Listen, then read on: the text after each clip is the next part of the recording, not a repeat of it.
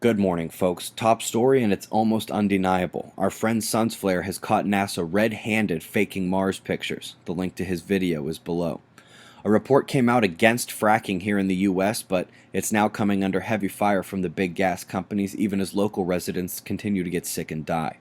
Top quake of the day, a 6.0 in the Solomon Islands that rang as high as 6.5 on local charts. We also registered an unusual mid-sized quake near Sweden and Norway. We need locals to confirm this one. The super typhoon is now just a typhoon as the winds dropped slightly, but make no mistake about the danger of this system as it tracks toward Okinawa with the sister cyclone just to the right spinning away. Something interesting here, take a look at the shear from the super typhoon coming off and sucking right up into that sister storm on the right.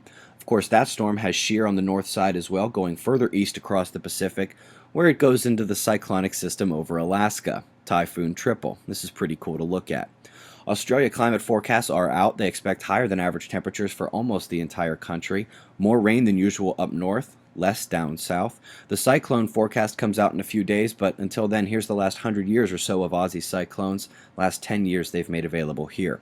Had a gamma burst last night, came from the constellation Hydra, which right now rises just trailing south of Venus in the AM sky. The primary active regions on the Sun are swinging in on the southeastern limb here on the HMI magnetogram. We need to view it like this to get both the intensity and the magnetics on there. Could have some little spots developing around that big leading umbra. If so, it'll be party time.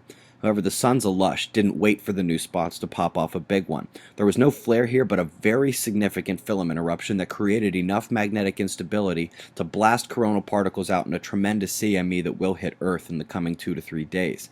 But the Earth footprint was just south of that blast site with lots of connectivity nearby. So the Earth took an energy surge as well, and we are currently experiencing a polar radiation storm. This doesn't show the radiation, rather the D-region effects, but the affected area is a good facsimile. Hopefully none of you live in the red zone. Less than 1 degree separate the Earth, Sun, and Uranus today. They conjoin tomorrow, followed by the full moon and a big start to October.